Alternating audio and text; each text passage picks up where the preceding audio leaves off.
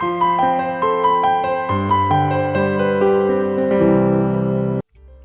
家好啊，我係馬中寶，想同大家講下剛剛8月喺名古屋 Twice 嘅追星之旅。今年 Twice 喺好多地方都有開演唱會，包括香港。咁特別見到日本都有4個地方係有佢哋嘅演唱會，咁就試下想喺日本度睇。咁究竟點樣可以喺日本度買到飛呢？第一，要去呢個日本網站度做登記，類似香港嘅售票網。第二，要成為日本 Twice 海外嘅歌迷會，咁需要登記同埋俾年費就可以噶啦。做晒確認同登記之後呢，就可以去抽獎噶啦。咁總共有8場嘅日本演唱會，4個地方。咁我自己就未去過名古屋嘅，咁決定就抽名古屋嗰2場，因為唔會抽晒8場嘅。如果抽中咗，你8場都要去。見到個畫面呢，即係完成咗噶啦，咁佢就會過埋你信用卡。咁個飛其實係平過香港同澳門好多嘅。之後可以做嘅嘢就係喺度等1分1秒咁過去，直至到6月尾左右啦，就收到個電郵，就話我已經中咗其中1場，就係8月24號星期日嘅。因為之前未去過名古屋，同埋而家剩翻嘅時間都唔多，所以呢就要盡快計劃行程同埋 book 機票酒店。經過細心嘅策劃之後，最尾決定係去5日4夜，而酒店同機票行程各方面已經安排好。正當一切準備就緒嘅時間，就係出發前1日，收到一個短信：晴天霹靂啊！國泰話俾我聽，佢將我特選經濟客艙轉咗為經濟客艙，即係話佢 downgrade 我買咗嘅機票。唯有第2日早啲去機場同國泰嘅地勤交涉。由於佢俾我嘅經濟客位置唔係太好，我問佢有咩選擇，佢就係話可以 upgrade 去商務，但要自己補翻個差價。最後經過一番嘅考慮同掙扎，決定補錢升上商務。唉，呢啲換機型嘅突發事件，就算買咗旅遊保險都冇用。既然錢都俾咗啦，唯有收拾心情，而家正式出發去名古屋。本來想去國泰嘅商務貴賓室嘅，但係人多到呢，最尾呢就嚟咗呢個 Kira 嘅貴賓室。其實嗰度都唔錯，人少啲。我記得上機前都有少少 delay 嘅，喺機場等咗一陣，但係都唔係好多。而家就上機啦。上咗飛機一陣之後呢，就開始派餐啦。其實沙律啊、冷麵都係正常啦，但係個頭盤就只可以講係一般般啊。啲帶子啊或者啲配菜冇以前商務艙咁好啦。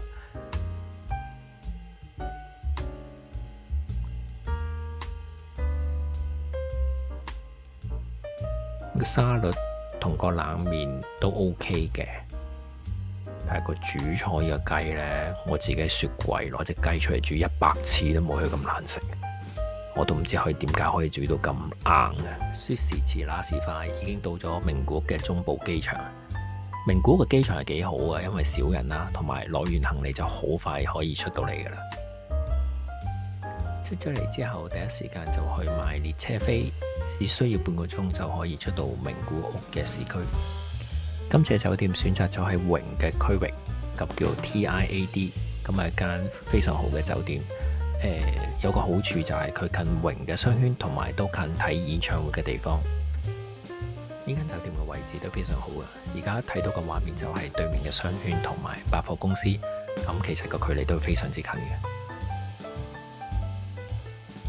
今年日本大部分地方同埋名古屋嘅夏天都係熱得非常之厲害嘅，去到嗰陣時候呢，就覺得差唔多有40零度嗰種熱過香港，嗰種熱嘅程度係難以抵擋嘅。我哋啱啱喺酒店行一條馬路過嚟，就已經要揾百貨公司去量一隻間冷氣，但係其實啲冷氣都好似唔係太夠嘅。可能剛剛嘅飛機餐兩個都覺得唔係食得太好啊！見到百貨公司上邊有依間金澤壽司，就即刻衝咗入去點咗一輪嘢食，就包括熒光魷魚啦、有蝦啦、有海膽啦。咁食咗一陣間，先至再返酒店。呢間酒店叫做 TIAD， 全名叫做 Tomorrow is Another Date。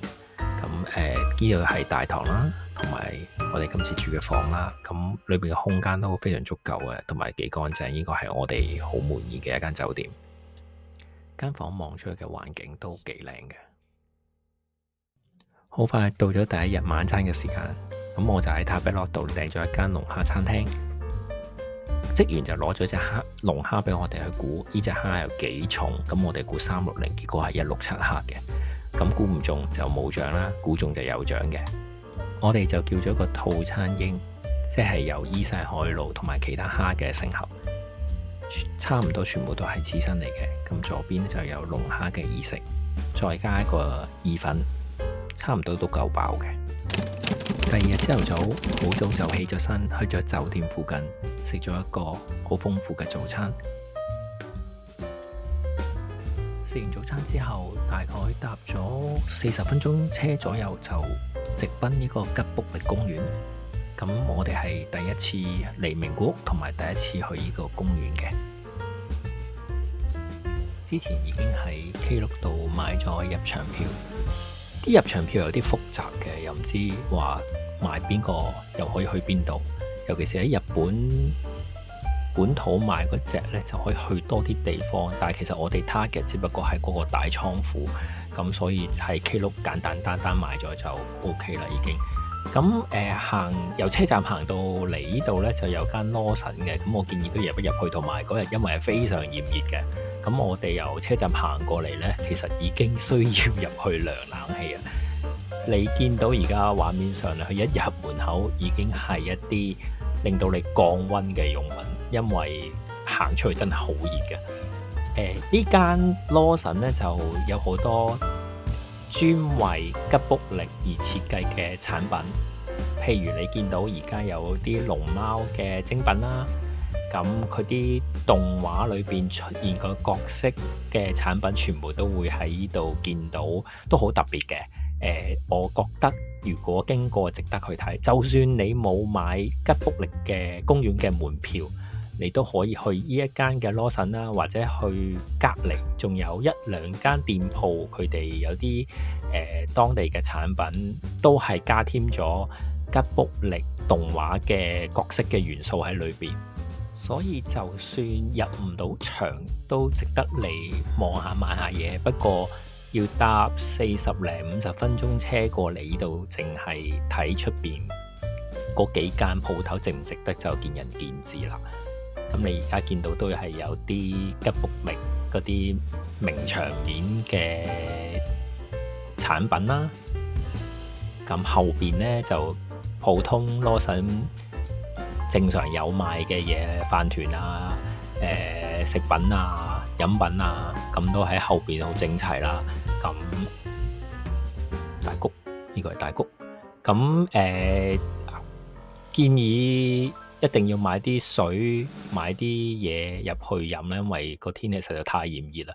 你見到其實點解要影呢度呢？其中一個原因係因為呢度係有冷氣同埋有冰櫃，都要需要去涼一涼。如果唔係，真係會中暑。咁鏡頭影翻過嚟，呢度仲有啲小型嘅袋裝麵包啦。咁出邊就都有啲 Lawson 專有嘅產品。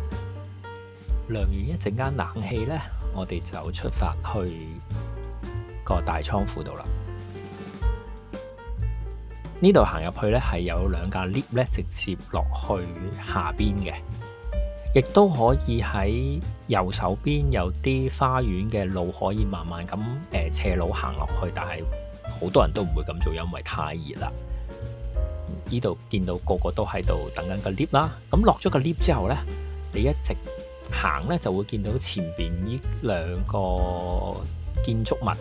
咁熒光幕見到前邊白色右手邊嗰個呢，我見到係一個類似室內嘅溜冰場嚟嘅。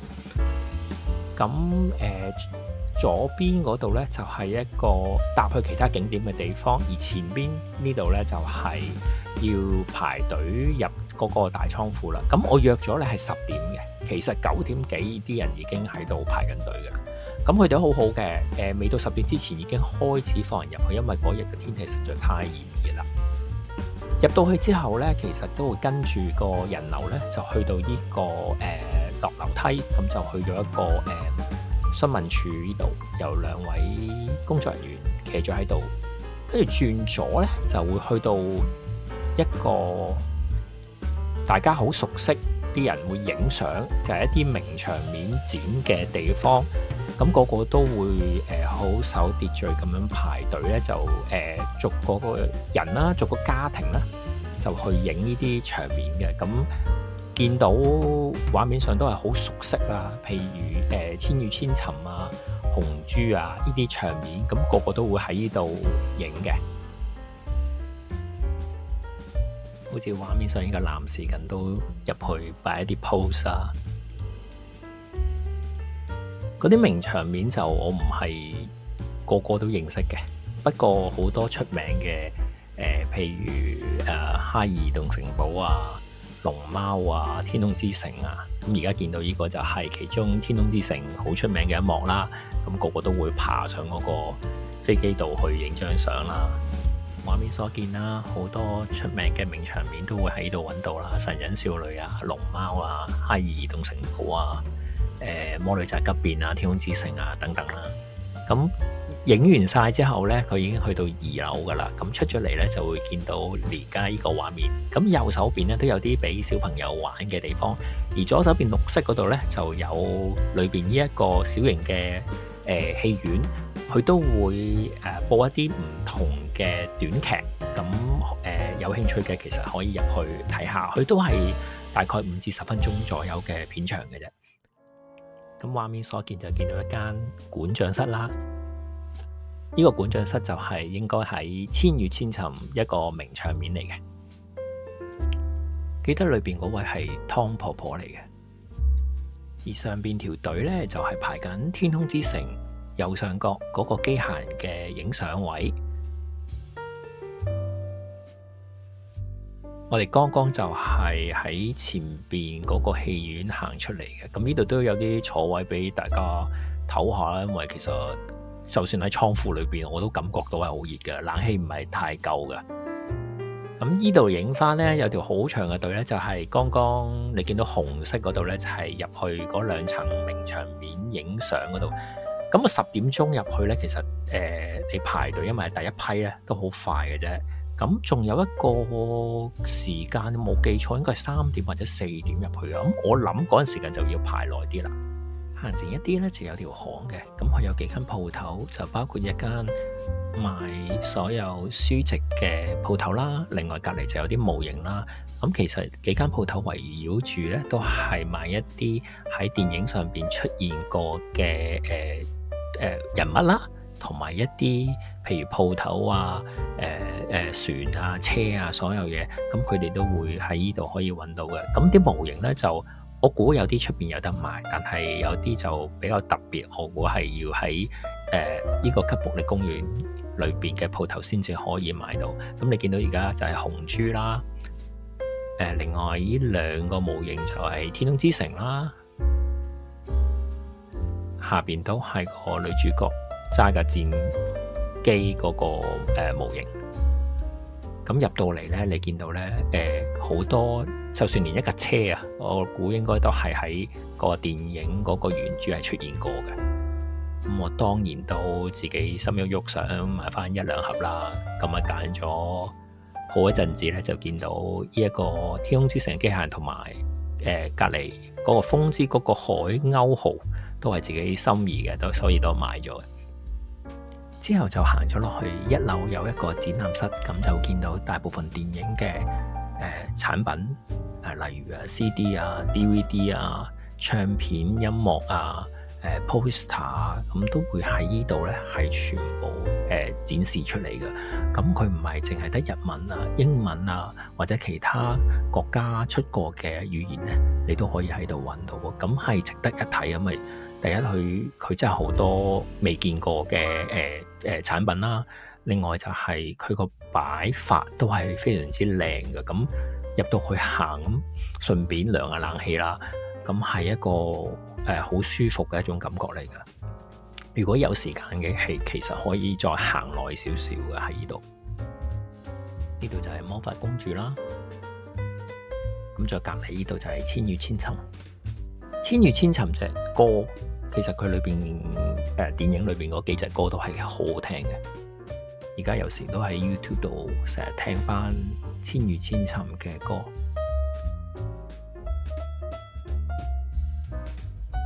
呢就係個黑膠碟同埋個 poster 啦。咁好多人都會喺度打卡。見到前面有崖上的波兒啦。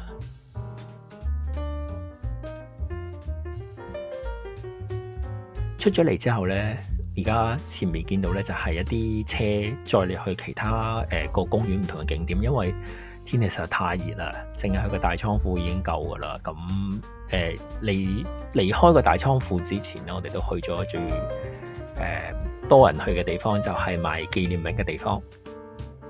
你見到啲紀念品都係好多嘅，咁有啲我喺出邊見過，但係大部分我估60%左右啦，都係未見過嘅。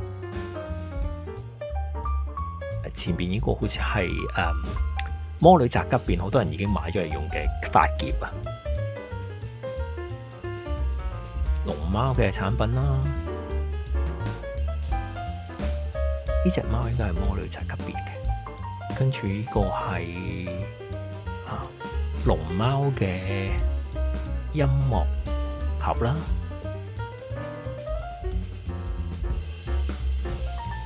仲有啲唔少得嘅就係一啲印章文具啊。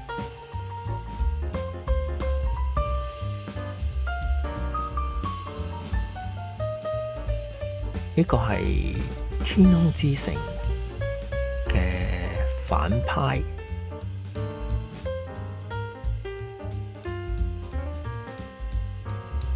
有啲公仔啦，下邊又有啲波兒啊，同埋龍貓嘅側孭背囊啦，即係啲袋仔啦。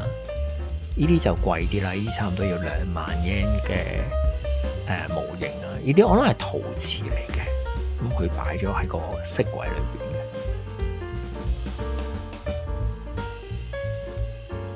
一個千與千尋造型嘅袋啦。呢一邊全部個櫃，紅色櫃，我記得都係千與千尋嘅角色嚟。前面嗰個櫃就係啲黑膠碟啦。而一排嘅位置咧，就同我頭先入嘅模型鋪買嘅差唔多嘅。咁你見到有風之谷嘅海鷗號啦，有天空之城嘅角色啦。咁去過幾架大型嘅飛機都會喺度啦。咁千與千尋嗰條龍啦，仲有下邊係魔法公主嘅2個角色啦，都會喺度可以買到嗰個模型嘅。6000yen，我見到嗰條龍係啦。到下晝已經離開咗呢個吉卜力公園。咁由於片場關係啦，有啲下一集我哋再食呢個鰻魚飯同埋名古屋嘅燒肉。唔少得嘅就係排隊去買 Trace 嘅應援物品同埋演唱會嘅片段。咁再一次多謝大家收睇。如果未 subscribe 嘅朋友，希望你 subscribe 同埋俾個 like 支持下。下一集名古屋 Trace 追星之旅再見，拜拜。